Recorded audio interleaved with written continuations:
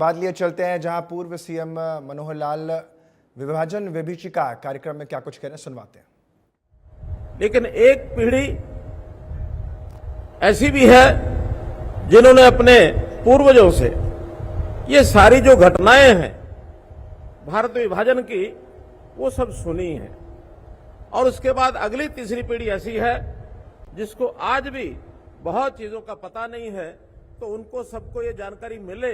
इस प्रकार के कार्यक्रम का आयोजन वास्तव में इसका एक महत्व है। आज इस अवसर पर सबसे पहले तो मैं देश की स्वाधीनता का दिन 15 अगस्त, उसकी पूर्व संध्या पर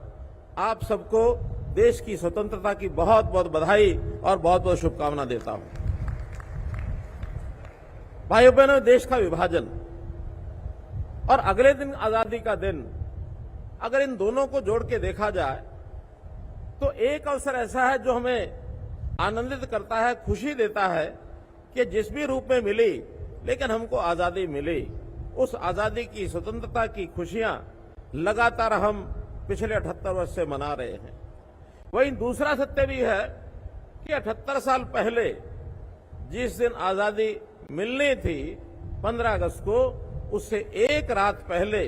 14 अगस्त को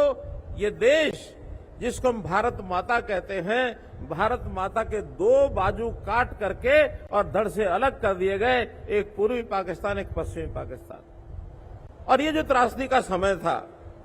उस समय देश का विभाजन हुआ, एक पीड़ा, देश को आजादी मिली, अधूरी आजादी मिली, उसका कहीं ना कहीं थोड़ा सा संतोष, ये सब तो है। लेकिन लाखों लोग जो अपना घर परिवार छोड़ करके और जो भारत देश है, स्वतंत्र देश है, इसकी ओर चल पड़े, और जो उनके साथ बीती, उसका वर्णन करना वास्तव में बहुत ही मन को पीड़ा देता है।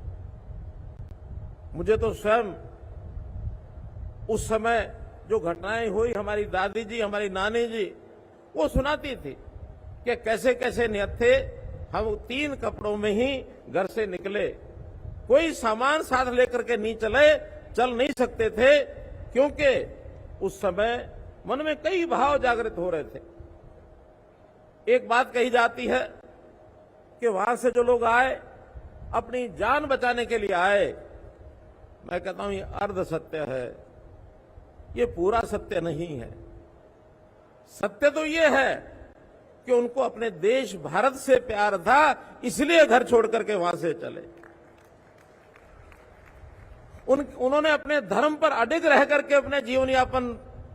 मन में विचार किया कि मुझे अपना धर्म नहीं छोड़ना, इसलिए घर छोड़ा है। केवल जान बचानी होती तो धर्म परिवर्तन करके वहां रह जाते, जान बचती, कुछ नहीं जाता था, पैसा भी रहता, मकान भी रहता, धन दौलत भी रहती, लेकिन उन्होंने उस धन दौलत को, उस मकान को, उस व्यापार को, उस खेती को, सबको छोड़कर, ठोकर मारकर अपने जीवन में कुछ संस्कार है देशभक्ति का, उस राष्ट्रभक्ति के संस्कार को लेकर, धर्म के प्रति निष्ठा को रख करके, और वहां से निकले और यहां पहुंचे। पहुंचते समय कितनी कठिनाइयां उनको आई, सर धड़ से अलग कर दिए गए, गाड़ियों की गाड़ियां काट दी गई, लाखों लोग शहीद हुए। अब उन शहीदों को याद करने के लिए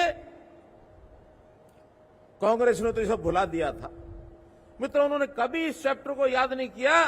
कि लाखों लोग शहीद हुए हैं, उनकी शहादत की कीमत पर देश आजाद हुआ है, और आज उनको हमको याद करना चाहिए, उन्होंने छोड़ दिया। मैं आज 2 व्यक्तियों का आभार प्रकट करना चाहता हूं कि पूर्व में तो जैसा बताया 2008 में स्वामी धर्मदेव जी और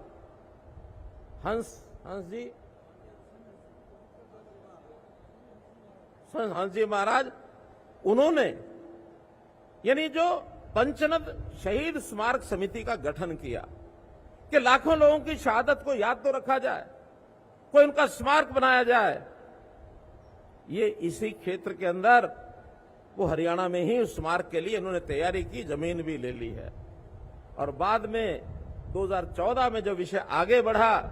प्रधानमंत्री जी से चर्चा हुई तो उनका उन शहीदों को याद रखने के लिए 14 अगस्त का दिन हमको याद करना चाहिए। नई पीढ़ी को बताना चाहिए कि क्या पीड़ा थी, क्या देश था, क्या धर्म था। हमारी नई पीढ़ी इन चीजों को याद नहीं करेगी तो देश के प्रति प्यार क्या होता है, धर्म के प्रति अडिग निष्ठा क्या होती है, ये नई पीढ़ी को पता नहीं लगेगा। हमारे वीर बालकों ने, बाल हकीकत ने, गुरु गोविंद सिंह जी के बच्चों ने धर्म के प्रति अपनी निष्ठा जताते हुए अपना बलिदान दिया। उसके साथ भी प्रधानमंत्री जी ने जो दिसंबर में बाल शहीदी दिवस इस नाम से जो घोषणा की और साथ ही 14 अगस्त को विभाजन विभीषिका दिवस, ये इसको भी स्मरण रखे और इस दिन को याद किया जाए, ये बात उन्होंने दी जिसमें से आज का दिन ये लागू हो रहा है। मित्रों, भाइयों बहनों, बहुत सी पहचाने उस समाज को हम दे सकते हैं। समाज के प्रति तरह तरह की टिप्पणियां की गई और कुछ टिप्पणियां तो